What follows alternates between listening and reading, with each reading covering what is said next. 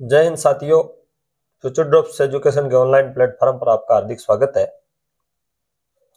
अपन मिट्टी के बारे में अध्ययन कर रहे थे। तो मिट्टी के अंतर्गत कौन सी मिट्टी कौन से जिले के अंतर्गत पाई जाती है और कौन से क्षेत्र के अंतर्गत पाई जाती है, सबसे इंपॉर्टेंट पहलू है।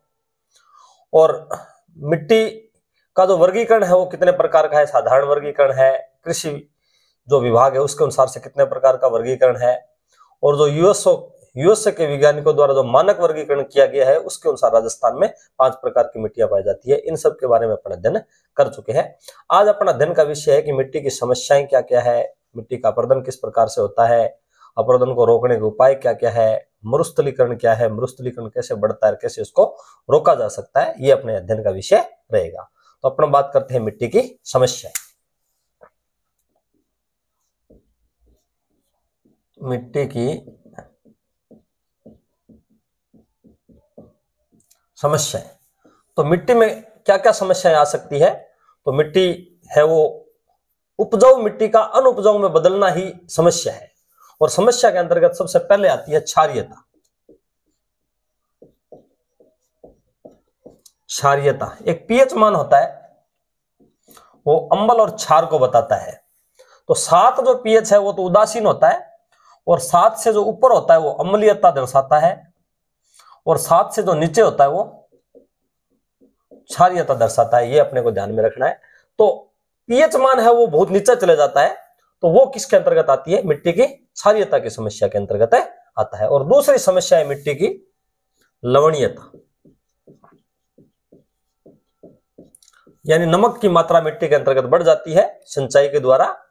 तो ये 2 समस्याएं बहुत महत्वपूर्ण समस्याएं हैं। इसके अंतर्गत हम अगर बात करते हैं तो लवणीयता और क्षारीयता से जो भूमि पीड़ित है राजस्थान की अगर बात करें तो कम से कम 7.2 लाख हेक्टेयर भूमि इस प्रकार की समस्या है। 7.2 लाख हेक्टेयर,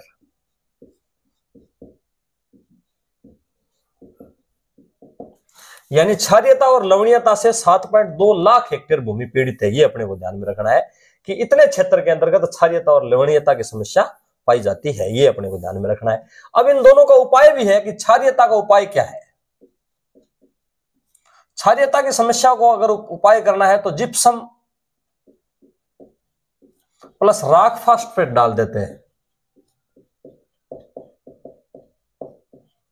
राख फास्फेट, यानी कि मिट्टी में अगर क्षारीयता की समस्या पैदा हो गई है और इस समस्या को निराकरण के लिए क्या करेंगे, जिप्सम और राख फास्फेट डालेंगे तो क्षारीयता की समस्या को दूर किया जा सकता है।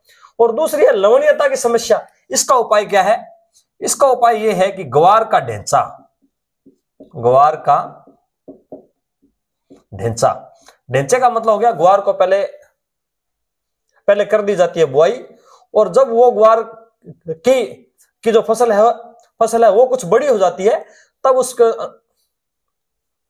उसके अंतर्गत क्या करते हैं कि उस फसल को मिट्टी के अंतर्गत मिला दिया जाता है, कच्ची फसल को ही, तो वो ग्वार का ढेंचा कहलाता है। और इसमें भी जिप्सम, ग्वार का ढेंचा और जिप्सम से अपन लवणीयता की समस्या का समाधान कर सकते हैं। ये अपने को ध्यान में रखना है कि सबसे बड़ी समस्या है वो क्षारीयता और लवणीयता की है, और इससे 7.2 लाख हेक्टेयर भूमि इससे प्रभावित है। और इसका उपाय क्या है कि क्षारीयता की समस्या का उपाय जिप्सम प्लस राख फास्फेट है, और लवणीयता की समस्या का उपाय ग्वार का ढेंचा प्लस जिप्सम इसका उपाय है। ये अपने को ध्यान में रखना है। तीसरी समस्या है सेम की। सेम किसे कहते हैं कि जब अत्यधिक ज्यादा सिंचाई की जाती है तो भूमिगत जल और जो ऊपर का जो जल सिंचाई है वो क्या है कि एक हो जाता है, और जो फिर अंदर का जल है वो बाहर आ जाता है, तो वो क्या कहलाता है, सेम की समस्या कहलाते हैं। यानी जिस क्षेत्र के अंतर्गत दलदली क्षेत्र बन जाता है वो सेम की समस्या के अंतर्गत आता है। तो राजस्थान में सेम की समस्या गंगानगर में, गंगानगर, हनुमानगढ़ और बीकानेर। आईजीएनपी है, इंदिरा गांधी नहर कनाल है। इसके द्वारा क्या है कि जब अत्यधिक ज्यादा सिंचाई की गई तो इस क्षेत्र में गंगानगर, हनुमानगढ़ और बीकानेर में कुछ स्थानों पर सेम की समस्या से प्रभावित हो गया, जिसके अंतर्गत हनुमानगढ़ में राउसर जो क्षेत्र है वो सेम की समस्या से बहुत ज्यादा प्रभावित था। परंतु अब धीरे धीरे ये समस्या कम हो रही है, क्योंकि इसमें क्या था, ये जो नहर थी उसके अंतर्गत पानी का रिसाव होता था, और क्या है कि पानी के द्वारा अत्यधिक सिंचाई की गई, इस कारण सेम की समस्या उत्पन्न हो गई और धीरे धीरे सिंचाई को नियंत्रण कर लिया गया। सेम की समस्या का कारण एक ये भी है कि गंगानगर, हनुमानगढ़ और बीकानेर में नीचे तो जिप्सम की परत है, तो जो जल है वो भूमि के अंतर्गत नहीं चला जाता है, गहरा वो जाता नहीं है, और जो ऊपर की जो भूमि है जैसे 50 फुट है, 30 फुट है, वो भूमि क्या है कि सेम उसके अंतर्गत हो जाती है, जलजली हो जाती है। तो ये क्या है कि सेम का समस्या कहलाती है, ये अपने को ध्यान में रखना है। अब और है अपने पास जल अपर्दन। चौथी समस्या है जल द्वारा अपर्दन।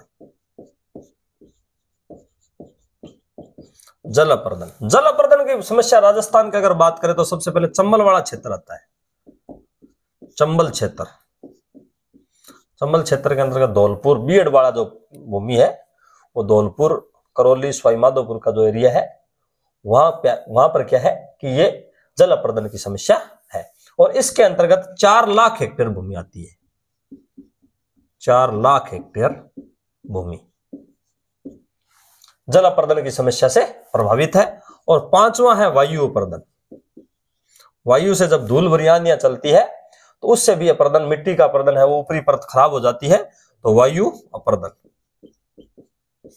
ये अपने को ध्यान में रखना। और ये उत्तरी पश्चिमी मरुस्थलीय प्रदेश में, उत्तर पश्चिमी मरुस्थलीय प्रदेश जिसके अंतर्गत 12 जिले शामिल है जहां पर वायु द्वारा अपर्दन होता है, ये अपने को ध्यान में रखना है। तो ये एक प्रकार से मिट्टी की जो ये समस्याएं हैं वो क्या है, रेंगती हुई मृत्यु कहते हैं इसको। रेंगती हुई मृत्यु, रेंगती हुई मृत्यु क्यों कहते हैं कि ऊपर की परत है वो धीरे धीरे नष्ट हो जाती है और मिट्टी है वो उपजाऊ से क्या बन जाती है, अनुपजाऊ बन जाती है। और एक बार मिट्टी की जो परत है उसकी जो ऊपरी परत है उसको बनने में बहुत साल लगते हैं, हजारों साल लगते हैं। तो ये एक प्रकार से रेंगती हुई मृत्यु है, यानी मिट्टी का जो विनाश हो रहा है, मिट्टी की जो समस्या है वही क्या है कि रेंगती हुई मृत्यु है। इसको अपन कह सकते हैं कि मिट्टी विनाश और मिट्टी अपर्दन। मिट्टी का विनाश और मिट्टी का अपर्दन ही क्या है, रेंगती हुई मृत्यु है, ये अपने को ध्यान में रखना है। अब इसके अंतर्गत बात करते हैं कि ये जो अपर्दन है वो क्यों होता है और कितने प्रकार का होता है। अपर्दन प्रकार की बात करें तो अपर्दन के अंतर्गत सबसे पहले तो मानवीय कारण उत्तरदायी है। मानवीय गतिविधियां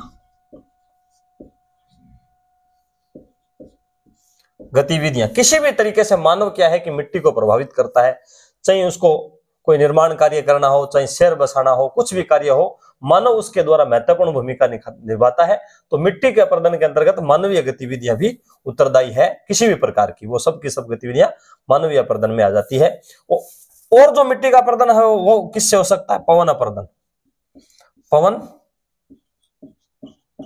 अपर्दन हो सकता है। तीसरा क्या हो सकता है, जल अपर्दन, जल द्वारा अपर्दन हो सकता है। मिट्टी का विनाश जल द्वारा भी हो सकता है।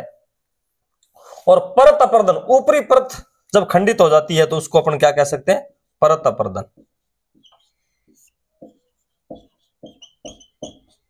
उसको अपन परत अपर्दन कह सकते हैं। और एक हो जाएगा अवनालिका अपर्दन। ये अपर्दन के प्रकार हो जाएंगे, अपर्दन प्रकार के अंतर्गत सभी की सब है वो जो गतिविधि आती है वो मनुष्य की, वो इसमें शामिल हो जाएगी। पवन अपर्दन शामिल हो जाएगा, जल अपर्दन शामिल हो जाएगा, परत अपर्दन शामिल हो जाएगा कि ऊपरी जो परत है वो उसमें समाप्त हो जाती है। अवनालिका अपर्दन चंबल वाले क्षेत्र में होता है। अवनालिका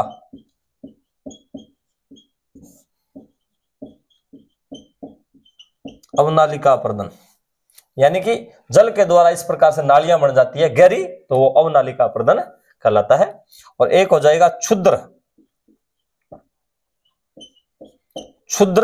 या सरिता, अपर्दन, रील क्षुद्र अपर्दन या रील क्षुद्र, इसके अंतर्गत हो जाएगा रील क्षुद्र या सरिता अपर्दन। ये राजस्थान में अपर्दन के प्रकार है। अभी राजस्थान का जो राजस्थान के अंतर्गत है वो मिट्टी का अपर्दन किस किस प्रकार से होता है? मानवीय गतिविधियों से होता है, पवन से होता है, जल से होता है, परत अपर्दन होता है, अवनालिका अपर्दन होता है, रील क्षुद्र या सरिता अपर्दन है, ये होता है। ये अपने को ध्यान में रखना है कि ये मिट्टी के अपर्दन के प्रकार है। अब मिट्टी अपर्दन के कारण क्या है, यानी मिट्टी का अपर्दन है वो क्यों होता है, इसकी अगर बात करते हैं तो मिट्टी के अपर्दन के कारण, किस कारण मिट्टी का अपर्दन होता है और फिर उसके उपाय क्या क्या है, तो ये अपने अध्ययन का विषय है। तो मिट्टी अपर्दन के कारण,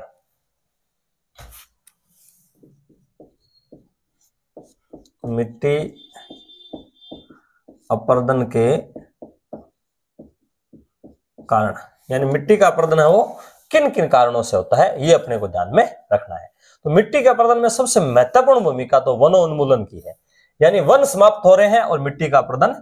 पेड़ पौधे हैं वो क्या है कि मिट्टी की ऊपरी परत को बांध कर रखते हैं, और जब पेड़ पौधे समाप्त हो जाते हैं, वनस्पति समाप्त हो जाती है, तो मृदा के अपर्दन में सबसे महत्वपूर्ण योगदान इसी का है, क्योंकि फिर मिट्टी को बांधने वाले कोई चीजें नहीं रहती है, जड़ें बांध करके रखती है। तो सबसे बड़ा कारण हो जाएगा मिट्टी अपर्दन में वनोन्मूलन,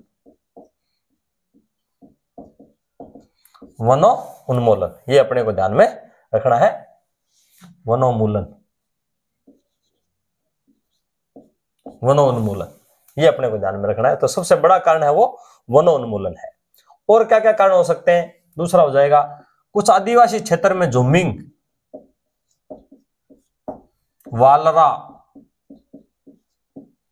और झूटिया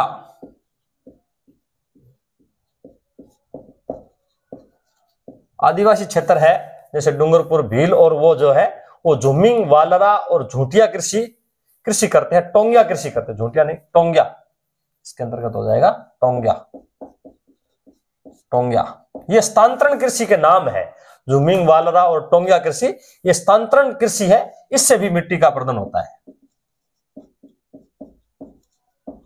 स्थानांतरित कृषि के अंतर्गत क्या होता है कि एक स्थान पर जंगल को जला दिया जाता है और फिर साफ कर दिया जाता है, और फिर यहाँ 4-5 वर्ष वहां पर खेती की जाती है, और फिर दूसरी जगह सेम प्रक्रिया दोहराई जाती है। तो ये राजस्थान के अंतर्गत झुमिंग, वालरा और टोंगिया कृषि कहलाती है, जो आदिवासी लोगों द्वारा की जाती है। इस स्थानांतरण कृषि से भी मिट्टी का अपर्दन होता है, ये अपने को ध्यान में रखना है। और अपर्दन के क्या कारण है? वर्षा पूर्व अंधड़, वर्षा से पहले जो अंधड़ आती है वो क्या है कि काफी मात्रा में मिट्टी की ऊपरी परत उड़ा ले जाती है, वर्षा पूर्व अंधड़, यह भी मिट्टी के अपर्दन का कारण है। और मिट्टी के अपर्दन में क्या हो जाएगा? अति सिंचाई, बहुत ज्यादा सिंचाई करने से भी क्या है कि मिट्टी की ऊपरी परत नष्ट हो जाती है, अति सिंचाई, जिससे सेम की समस्या हो जाती है, अति सिंचाई।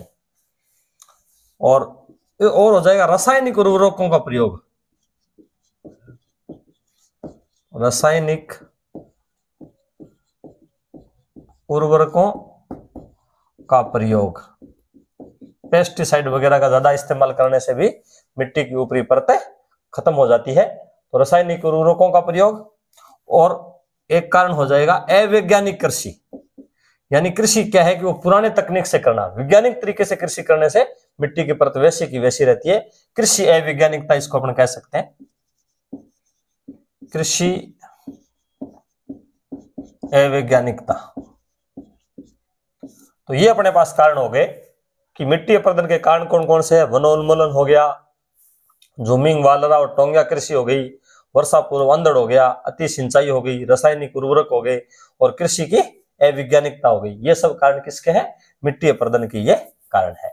अब इस मिट्टी अपर्दन को रोका कैसे जा सकता है, या मृदा अपर्दन को कैसे संरक्षित किया जा सकता है? तो मिट्टी अपर्दन के संरक्षण के उपाय, तो संरक्षण के उपाय कौन कौन से हो सकते हैं उसके बारे में अपन बात करते हैं। फिर मिट्टी वाला चैप्टर यहीं समाप्त हो जाएगा, फिर थोड़ा सा मरुस्थलीकरण के बारे में और ले लेंगे, वो भी एक प्रकार के मिट्टी की समस्या के अंतर्गत आता है। मिट्टी संरक्षण उपाय, मिट्टी संरक्षण के उपाय। तो मिट्टी है वो क्या है कि उसका संरक्षण किस प्रकार से किया जाए, इसके अंतर्गत कौन कौन से उपाय अपन सम्मिलित कर सकते हैं, तो वो अपन बात करते हैं कि एक तो खुली और पहाड़ी भूमि पर खेती न करना, सबसे पहला हो जाएगा जैसे ये झूमिंग कृषि है, इसका उल्टा हो जाएगा खुली और पहाड़ी भूमि पर कृषि ना करना। जैसे कोई पहाड़ है, पहाड़ के ऊपर अगर ये खेती की जाती है तो क्या है कि जुताई से इसकी परत है वो कमजोर हो जाती है। कमजोर होने के बाद धीरे धीरे ये क्या है कि ये परत, ऊपरी परत, फिर जो वर्षा होती है तो ये वाली ऊपरी परत क्या है कि उसकी हो जाती है, गायब हो जाती है। तो खुली और पहाड़ी भूमि पर खेती नहीं करनी चाहिए, जिससे कि ऊपरी परत वैसी की वैसी बनी रहे। ये अपने को ध्यान में रखना है। और दूसरा उपाय क्या हो सकता है, अधिक से अधिक वृक्ष लगाओ, सबसे बड़ी, और अति सिंचाई को रोकना। और अपने पास क्या हो जाएगा, अति सिंचाई को रोकना। ज्यादा सिंचाई हो रही है, अति सिंचाई भी इसके अंतर्गत आती है, तो अति सिंचाई को रोकना, अति सिंचाई को रोकना।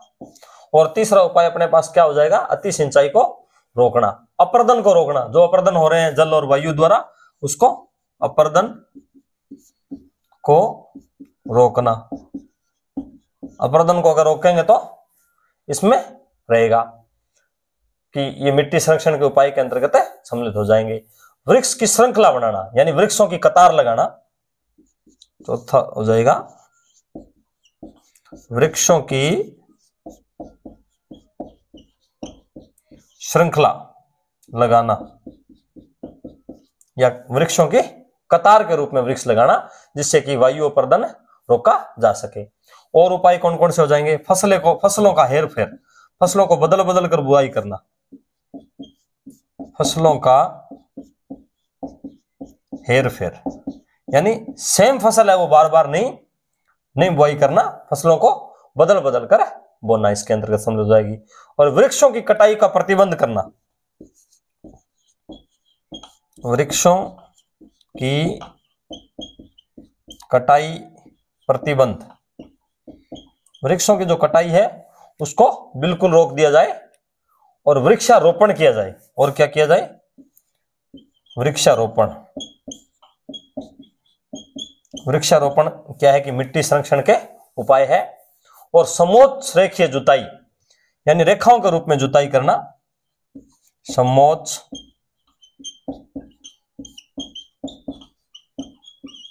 रेखीय जुताई। और इसके अंतर्गत अपने पास क्या हो जाएगा, प्रति भूमि छोड़ना। अगर भूमि खराब हो रही है तो उस पर 1 या 2 साल फसल नहीं लेनी चाहिए। प्रति भूमि छोड़ना, यानी 1 या 2 साल उसके ऊपर अपने को खेती नहीं करनी चाहिए, अगर भूमि वो जो है वो भूमि खराब हो रही है तो। नहर की रीलाइनिंग करना, नहर से रिसाव होता रहता है, उसको रोकने के लिए नहरों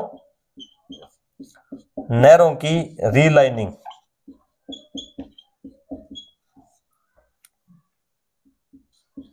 रीलाइनिंग करना, यानी नहर के ऊपर है वो जल का रिसाव है उसको रोकना। चक डैम बनाना या एनीकट बनाना,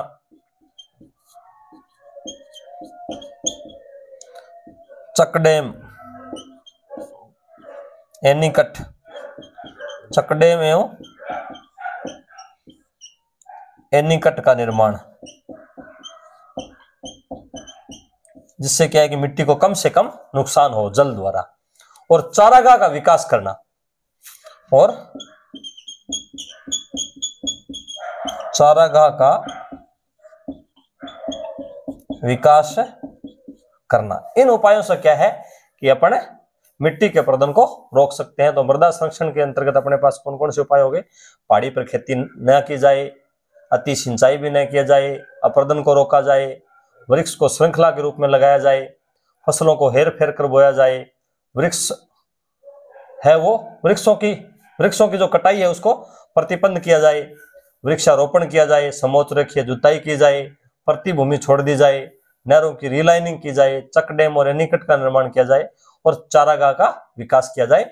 इन सब उपायों से अपन क्या है कि मिट्टी का अपन संरक्षण, मिट्टी का जो संरक्षण है वो अपन कर सकते हैं। ये अपने को ध्यान में रखना है। अब मरुस्थलीकरण के बारे में पढ़ते हैं। मरुस्थलीकरण क्या है, तो ये मिट्टी की समस्याएं कारण और उपाय के बारे में अपना अध्ययन कर चुके हैं। और मिट्टी के अंतर्गत एक मरुस्थलीकरण भी मिट्टी के अंतर्गत ही शामिल हो जाता है। और मरुस्थलीकरण का अर्थ हो गया कि उपजाऊ भूमि का अनुपजाऊ में बदलना या उर्वर भूमि का अनुर्वर में बदलना, वही मरुस्थलीकरण कहलाता है। तो मिट्टी की समस्या के अंतर्गत एक मरुस्थलीकरण भी शामिल हो जाता है। मरुस्थलीकरण तो अर्थ इसका क्या हो गया, उपजाऊ का अनुपजाऊ में बदलना।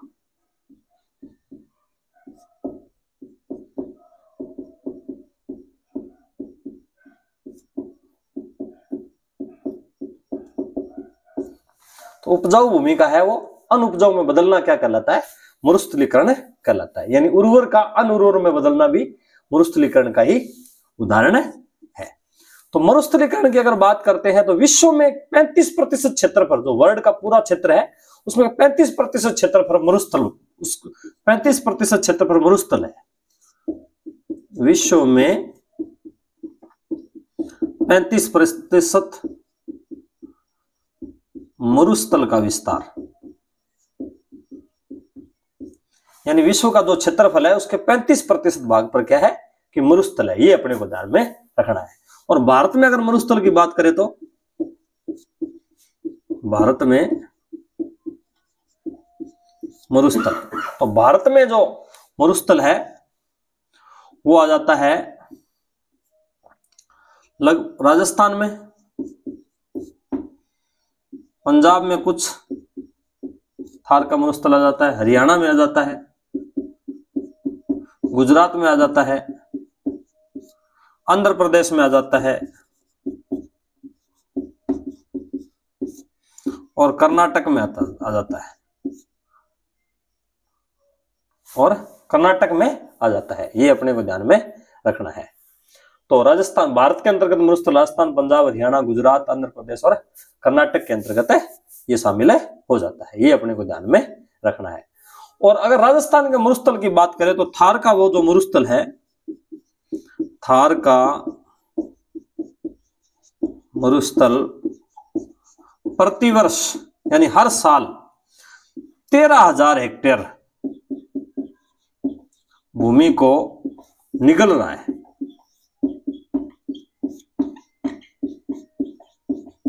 यानी कि थार का मरुस्थल है वो हर वर्ष 13,000 हेक्टेयर भूमि पर और ज्यादा इसका फैलाव हो रहा है। यानी कि इतनी भूमि को ये हर साल अपने के अंतर्गत समा लेता है, मरुस्थल के अंतर्गत समा लेता है। ये अपने को ध्यान में रखना है। और एक फैक्ट और भी ध्यान रखना ना कि राजस्थान में भारत की 16.33% व्यर्थ भूमि या बंजर भूमि पाई जाती है। बंजर भूमि पाई जाती है। यानी पूरे भारत में जो 100% है उसकी 16% बंजर भूमि अपने क्या है कि सिर्फ राजस्थान में है। ये अपने को ध्यान में रखना है। और अगर इसमें बात करें तो ये मरुस्थलीकरण के कारण क्या है और इसके रोकने के उपाय क्या है, दो ही बातें इसके अंतर्गत इंपॉर्टेंट हो जाएंगी। तो मरुस्थलीकरण के कारण,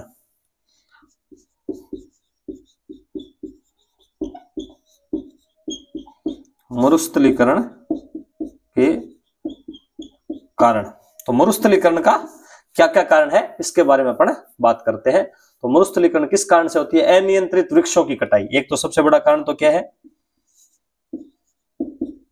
अनियंत्रित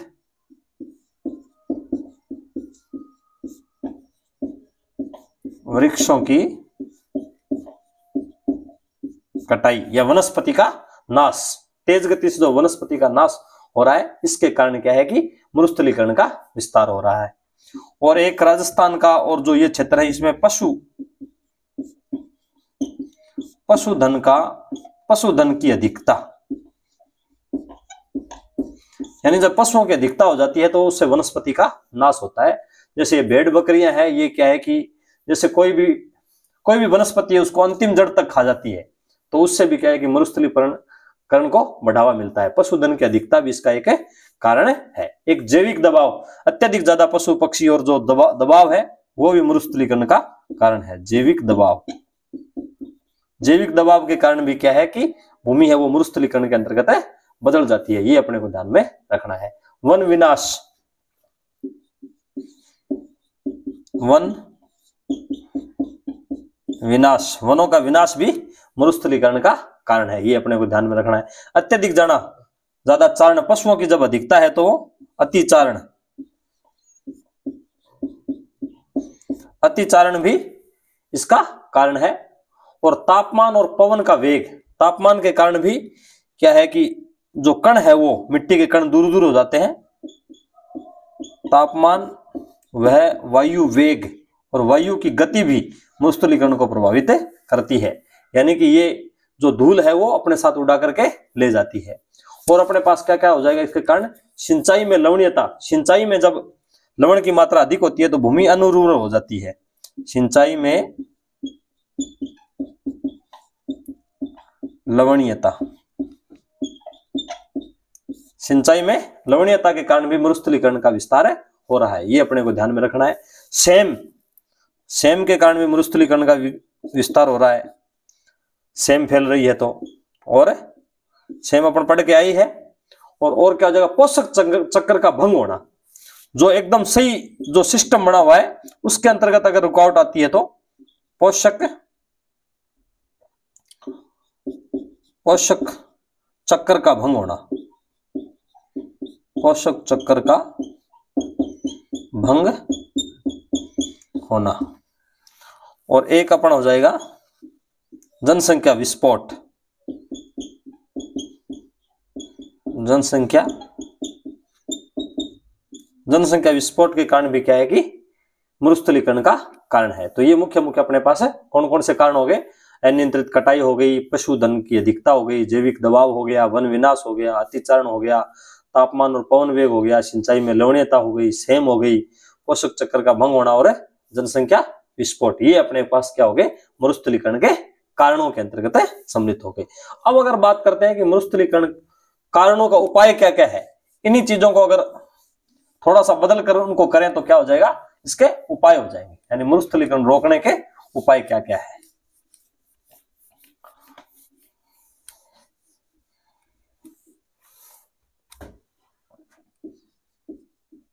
मरुस्थलीकरण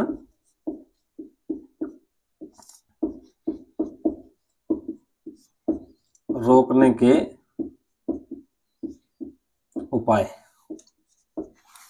तो मरुस्थलीकरण रोकने के अपने पास क्या क्या उपाय हो सकते हैं, इनके बारे में अगर बात करते हैं तो ये अपने पास कौन कौन से हो जाएंगे। एक तो मरुस्थलीकरण को रोकना है तो सिंचाई का विकास करना होगा, तो सबसे पहले अपने पास क्या हो जाएगा, सिंचाई का विकास, सिंचाई का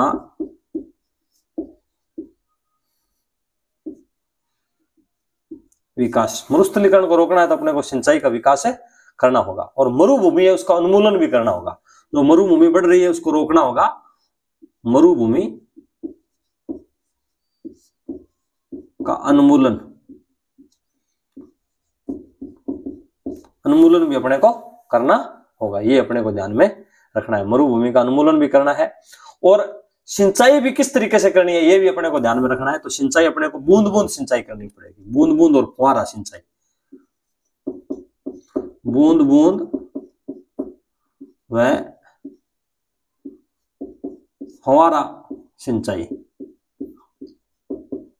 बूंद बूंद और फुहारा सिंचाई करेंगे तो जल क्या है कि उसमें जल की खपत कम होगी, ये भी अपने को ध्यान में रखना है। अतिचारण को रोकना होगा,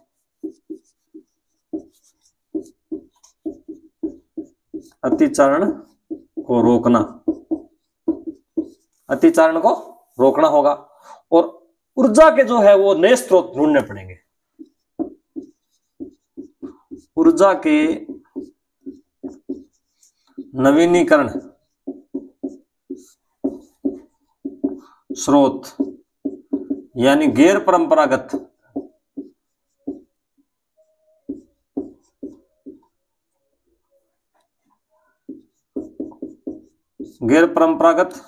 स्रोतों को बढ़ाना होगा, स्रोतों को बढ़ावा, यानी सौर ऊर्जा, पवन ऊर्जा, इनके ऊपर निर्भरता अपने को लेकर आनी पड़ेगी और ऊर्जा का नवीनीकरण करना पड़ेगा, जिससे कि जो है वो लकड़ी पर और मतलब इन पर निर्भरता अपनी घटे, ये अपने को ध्यान में रखना है। एक बालुका स्तूपों का स्त्रीकरण करना होगा, रोकना होगा बालुका स्तूपों को, बालू का स्तूपों का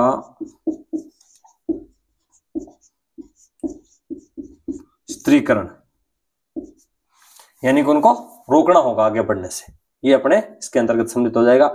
एक जल का प्रबंधन करना पड़ेगा, जल का सही मैनेजमेंट करना पड़ेगा, जल का उचित प्रबंधन, जल का सही मैनेजमेंट करना पड़ेगा और लोगों में जागरूकता लानी होगी, जन जागरूकता, जन जागरूकता लानी होगी कि भी अपने को मरुस्थल को रोकना है, ये अपने को ध्यान में रखना है। और इसके लिए कुछ वैश्विक स्तर पर भी प्रयास किए गए हैं। उसके अंतर्गत जो यूनाइटेड नेशनल है, संयुक्त राष्ट्र संघ है, यूएनओ द्वारा एक संगठन का भी गठन किया गया है मरुस्थल रोकने, मरुस्थलीकरण रोक के लिए। यूएनओ द्वारा, संयुक्त राष्ट्र संघ, यूनाइटेड नेशनल ऑर्गेनाइजेशन द्वारा एक संगठन का गठन,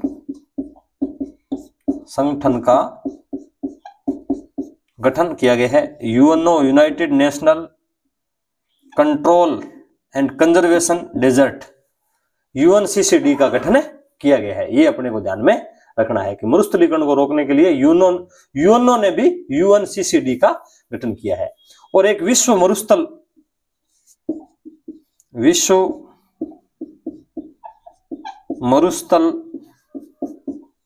रोक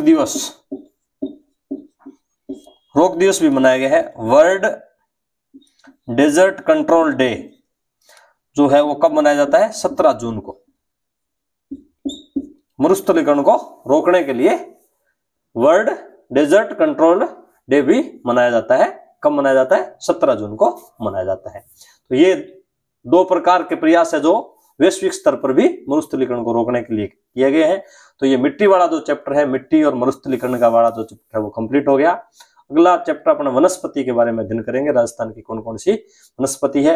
इसी के साथ जय हिंद, जय भारत।